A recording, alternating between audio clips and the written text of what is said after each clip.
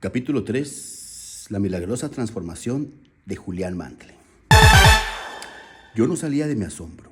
¿Cómo podía alguien que tan solo unos años atrás parecía un viejo verse ahora tan enérgico y tan vivo? Me pregunté con callada incredulidad. ¿Alguna droga mágica le había permitido beber de la fuente de la juventud? ¿Cuál era la causa de este extraordinario cambio de personalidad? Fue Julián quien habló primero. Me dijo que el mundo hipercompetitivo de la abogacía se había cobrado su precio, no solo física y emocionalmente, sino también en lo espiritual. El ritmo trepidante y las incesantes exigencias del trabajo le habían agotado por completo. Admitió que igual que su cuerpo se venía abajo, su mente había perdido brillo. El infarto no fue sino un síntoma de un problema más hondo. La presión constante y el extenuante trabajo de un abogado de primera categoría habían destruido asimismo su más importante y quizás más humana cualidad, su espíritu.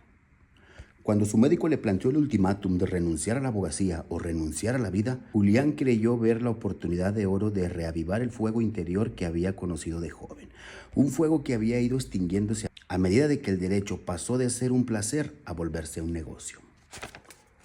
Julián se entusiasmó visiblemente al explicar cómo había vendido todas sus posesiones materiales antes de partir rumbo a la India, un país cuya cultura ancestral y tradición mística le habían fascinado siempre. Viajó de aldea en aldea, a veces a pie y otras en tren, aprendiendo nuevas costumbres y contemplando paisajes eternos y amando cada vez aquel pueblo que irradiaba calidez, bondad y una perspectiva refrescante sobre el verdadero significado de la vida. Incluso los más desposeídos abrían su casa y su corazón a aquel cauteloso visitante de Occidente. A medida que pasaban las semanas en aquel prodigioso entorno, Julián empezó a sentirse nuevamente vivo. Quizás por primera vez desde que era niño. Pronto recuperó su curiosidad innata y su chispa creativa, así como su entusiasmo y sus ganas de vivir. Empezó a sentirse más jovial y sereno y recuperó algo más, la risa. Aunque Julián había disfrutado hasta el último minuto de su estancia en aquel exótico país, dijo también que su viaje fue algo más que unas meras vacaciones para despejar una mente sobrecargada. Describió su temporada en la India como una odisea personal del yo, confiándome que estaba dispuesto a descubrir quién era realmente y qué sentido tenía su vida antes de que fuera demasiado tarde.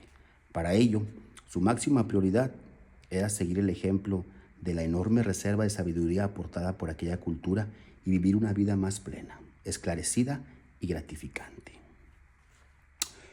No quiero pasarme de original, John, pero fue como si hubiera recibido una orden interior.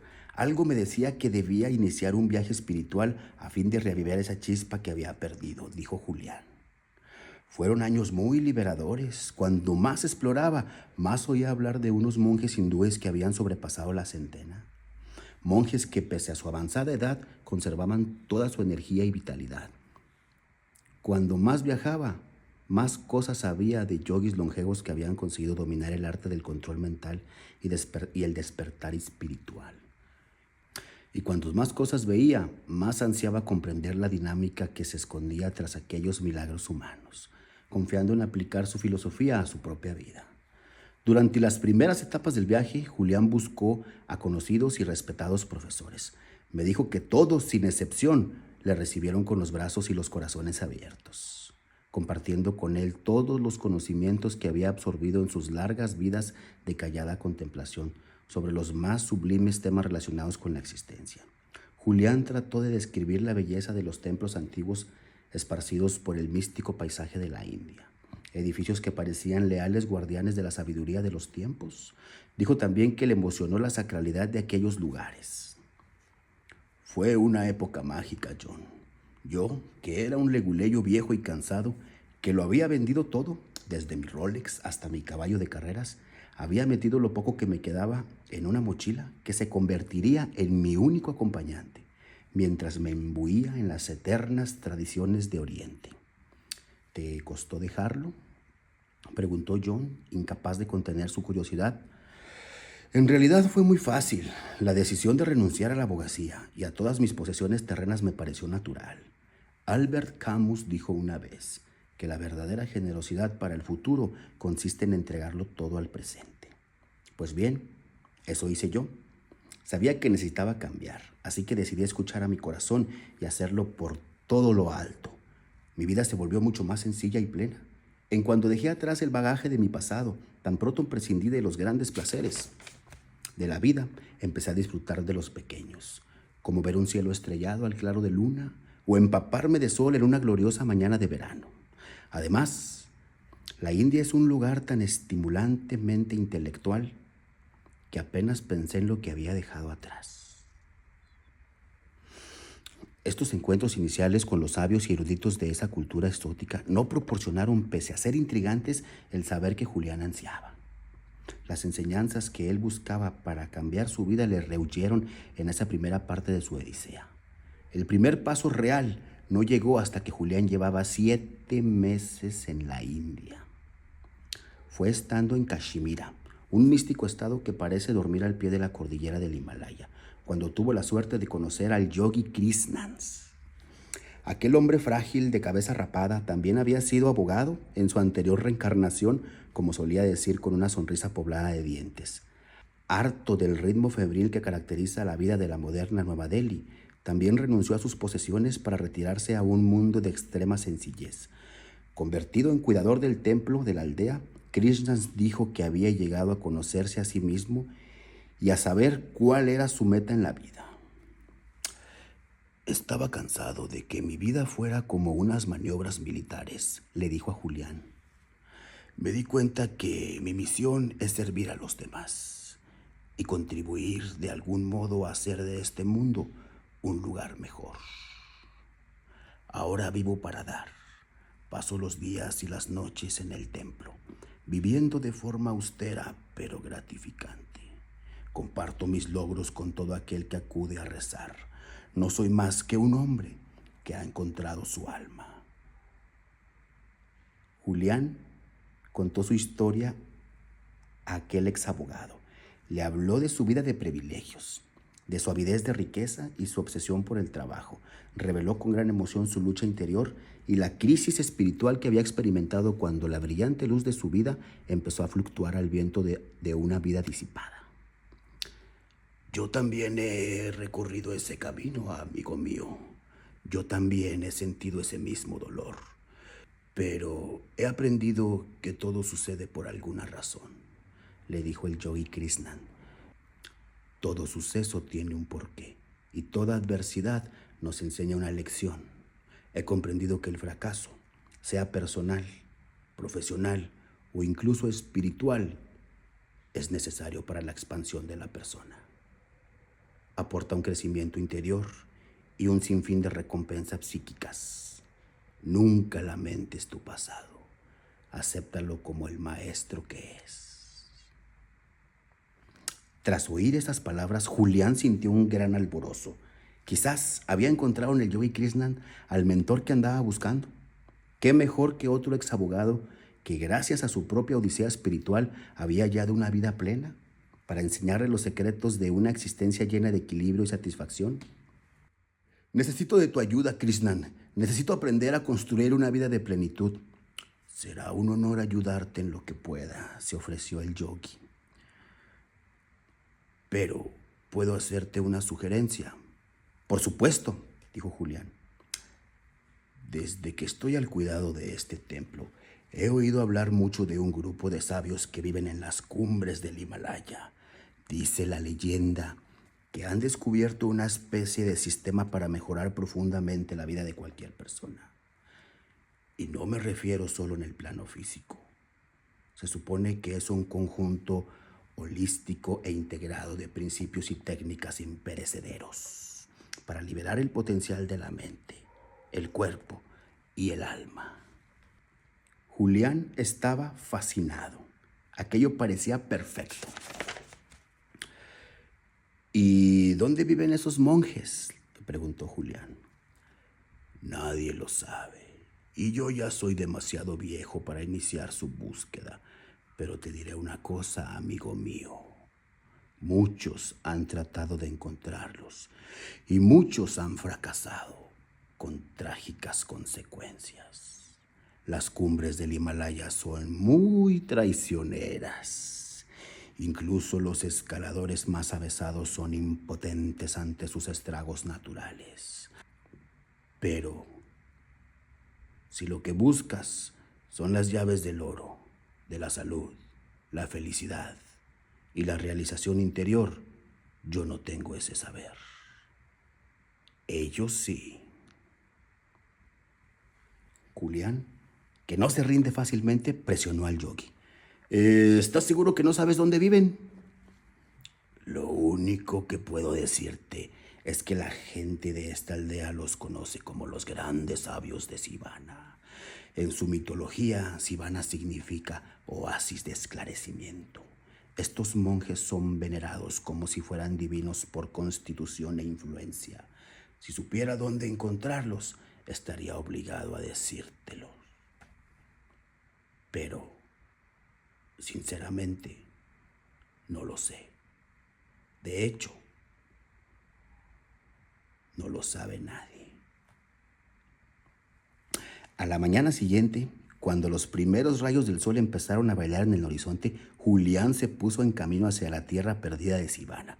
Al principio pensó en contratar a un Sherpa para que le ayudara en su ascensión, pero por algún motivo su instinto le dijo que aquel viaje debería hacerlo solo. Y así, quizás por primera vez en su vida, prescindió de los grilletes de la razón y decidió confiar en su intuición. Se sentía más seguro así. De alguna manera sabía que encontraría lo que estaba buscando. Así pues, con celo misionero, inició su escalada. Los primeros días no presentaron dificultad. A veces encontraba a alguno de los alegres lugareños del pueblo de más abajo, caminando por un sendero en busca quizás de madera para tallar, o del santuario que aquel lugar ofrecía a quienes se atrevían a aventurarse tan cerca del cielo. Otras veces caminaba solo, empleando el tiempo para reflexionar sobre dónde había estado a lo largo de su vida y hacia dónde se dirigía. El pueblo no era ya más que un puntito en aquel maravilloso lienzo de esplendor natural. La majestuosidad de los picos nevados del Himalaya hizo que su corazón latiera más deprisa, dejándolo temporalmente sin aliento. Julián se sintió uno con el entorno. Esa clase de relación que dos viejos amigos pueden disfrutar después de muchos años de escuchar los mutuos pensamientos y de reírse de los chistes. El aire puro de la montaña despejó su mente y dio vigor a su espíritu. Después de haber dado la vuelta al mundo en varias ocasiones, Julián creía haberlo visto todo, pero jamás había contemplado tanta belleza. Aquel momento mágico fue como un exquisito tributo a la sinfonía de la naturaleza. Se sintió a la vez alborozado, jubiloso y despreocupado. Fue ahí, con la humanidad de sus pies, cuando Julián se aventuró a salir de la cómoda envoltura de lo ordinario para iniciar su exploración en el reino de lo extraordinario. Todavía recuerdo las palabras que me pasaban por la mente, dijo Julián. Pensé que, en definitiva, la vida consiste en tomar opciones. El destino de cada uno de nosotros depende de las opciones que tomamos. Y yo estaba seguro de que había tomado la correcta. Sabía que mi vida no volvería a ser igual y que algo fascinante, quizás incluso milagroso, estaba a punto de sucederme. Fue un despertar sorprendente. Mientras Julián escalaba las enrarecidas regiones del Himalaya, empezó a sentirse nervioso. Pero fue un nerviosismo positivo, como el que sentía yo en un baile de gala o justo antes de empezar un caso excitante y los fotógrafos me perseguían por la escalinata de los tribunales. Y aunque no contaba con un guía ni con un mapa de la zona, el camino estaba claro. Un estrecho sendero me fue llevando montaña arriba hacia los confines de aquella región.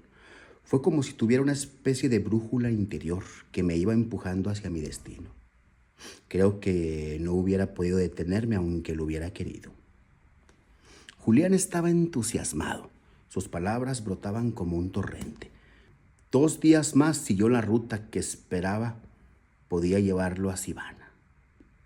Y en ese tiempo pensó en su vida pasada. Aunque se sentía liberado del estrés, la tensión que caracterizaban su antiguo mundo, Se preguntaba, en cambio, si podía pasar el resto de su vida sin el reto intelectual que su profesión le había deparado desde que saliera de la facultad de Harvard. Sus pensamientos vagaron después a su suntuoso despacho, en un resplandeciente rascacielos del centro, y a la idílica casa de veraneo que había vendido por una miseria. Pensó en los viejos amigos con quien frecuentaba los mejores restaurantes. Pensó también en su preciado Ferrari y en la sensación que le daba poner el motor en marcha y sentirse al mando de un poderoso vehículo. Mientras se adentraba más y más en aquel místico paraje, sus reflexiones sobre el pasado se vieron interrumpidas por las maravillas que veía. Fue mientras meditaba sobre la belleza de la naturaleza cuando algo sorprendentemente sucedió. Por el rabillo del ojo, vio una figura vestida extrañamente con una larga y ondulante túnica roja, coronada por una capucha azul oscuro, caminando un poco más adelante. Julián le sobresaltó ver a alguien más en aquel lugar remoto que había llegado tras 7 agotadores días. Como se hallaba a muchos kilómetros de toda civilización y aún no estaba seguro de que Sivana fuera un destino encontrable, gritó a su compañero de escalada. La figura no solo no respondió, sino que apretó el paso, sin siquiera mirarlo. Al poco rato, el misterioso viajero echó a correr, su túnica roja flameando graciosamente a su espalda. «Por favor, amigo, necesito ayuda. Necesito ayuda para llegar a Sivana», gritó Julián. «Llevo 7 días caminando con poca comida y agua. Creo que me he perdido». La figura se detuvo bruscamente. Julián se aproximó con cautela mientras el otro permanecía inmóvil y en silencio. Julián no pudo ver el rostro bajo la capucha, pero le chocó el contenido de la pequeña cesta que sostenía. Dentro había una colección de las flores más delicadas y bellas que Julián había visto jamás. La figura abrazó su cesta a medida de que Julián se aproximaba, como para demostrar su gran amor por aquellas flores y su desconfianza hacia aquel occidental, tan corriente en aquel paraje como el rocío en el desierto. Julián miró al viajero con curiosidad. Un rayo de sol le reveló que la cara que se ocultaba bajo la amplia capucha era de hombre. Pero Julián jamás había visto a un hombre igual. Aunque tenía por lo menos la misma edad que él, sus rasgos dejaron a Julián como hechizado y le obligaron a quedarse mirándolo una eternidad. El hombre tenía ojos de gato, tan penetrantes que Julián se vio obligado a desviar la vista. Su tez color oliváceo era lisa y flexible. Su cuerpo parecía fuerte y vigoroso, y aunque sus manos delataban que no era joven, irradiaba tal juventud y vitalidad que Julián se quedó hipnotizado, como el niño cuando ve actuar por primera vez un prestidigitador. «Debe ser uno de los grandes sabios de Sivana», pensó Julián, casi sin poder contener su alegría. «Me llamo Julián Mantle. He venido a aprender de los sabios de Sivana. ¿Sabes dónde puedo encontrarlos?», preguntó. El hombre miró pensativo al cansado visitante de un país lejano. Su serenidad y su paz le daban un aspecto angelical. Luego habló en voz muy baja, casi susurrando. «¿Para qué buscas a esos sabios, amigo?». Presintiendo que efectivamente había dado con uno de los místicos monjes que a tantos habían eludido antes, Julián le abrió su corazón y le contó su odisea. Habló al viajero de su vida pasada, de la crisis espiritual que había tenido, el precio en salud y energía que había debido pagar a cambio de las fugaz recompensas que le deparaba la práctica de la abogacía. Habló de que había cambiado la riqueza del alma por una voluminosa cuenta bancaria y de la ilusoria gratificación de su estilo de vida. Vive deprisa, muere joven. Y le contó de sus viajes por la mística India y de su encuentro con el yogi Krishnan, aquel abogado de Nueva Delhi que también había renunciado a sus profesiones en la esperanza de hallar la armonía interior de una paz duradera. El viajero permaneció quieto y en silencio. No volvió a hablar hasta que Julián mencionó su ardoroso y casi obsesivo deseo de adquirir los antiguos principios de la sabiduría y el esclarecimiento. Poniendo un brazo sobre el hombro de Julián, dijo, muy suavemente, dijo: «Si de verdad tienes un deseo sincero de aprender esa sabiduría, entonces es mi deber ayudarte. Soy en efecto uno de esos sabios en busca de los cuales has recorrido tan largo camino. Eres la primera persona que nos encuentra desde hace muchos años. Enhorabuena, admiro tu tenacidad. Como abogado debiste ser muy bueno. Hizo una pausa, como si no estuviera seguro, y luego prosiguió. Si quieres, puedes venir como invitado mío a nuestro templo. Se halla en una parte escondida de esta región montañosa, pero aún quedan varias horas de camino. Mis hermanos te recibirán con los brazos abiertos. Trabajaremos juntos para enseñarte los principios y prácticas que nuestros antepasados nos han transmitido a través de los siglos. Antes de llevarte a nuestro mundo y compartir nuestros conocimientos para llenar tu vida de alegría, fuerza y determinación, debo pedirte que prometas una cosa. Cuando hayas aprendido las verdades eternas, deberás regresar a tu país y hacer partícipe de esta sabiduría a cuantos la necesiten. Aunque aquí, en estas montañas mágicas, estamos aislados, no se nos escapa el trance por el que atraviesa tu mundo. La gente buena está perdiendo el rumbo. Debes darle la esperanza que se merecen. Es más, debes darle las herramientas para que se cumplan sus sueños. Es todo lo que te pido. Julián aceptó de inmediato las condiciones del sabio y prometió que llevaría el precioso mensaje a Occidente. Mientras los dos seguían ascendiendo hacia el pueblo perdido de Sivana, el sol indio empezó a ponerse. Un gran círculo rojo que poco a poco se dejaba vencer por un sueño mágico tras el largo y agotador día. Julián me dijo que nunca ha olvidado la majestuosidad de aquel momento, cuando andaba en compañía de un monje por quien sentía una especie de amor fraternal, rumbo a un lugar lleno de maravillas y misterios. Fue sin duda el momento más memorable de mi vida, dijo Julián. Julián siempre había creído que la vida se reducía a unos cuantos momentos clave. Este fue uno de ellos. En el fondo de su alma tuvo la certeza de que era el primer momento del resto de su vida. Una vida que pronto iba a ser mucho más de lo que nunca había sido. Fin del capítulo 3. Nos vemos mañana para el capítulo 4 que se llama Encuentro mágico con los sabios de Sivana.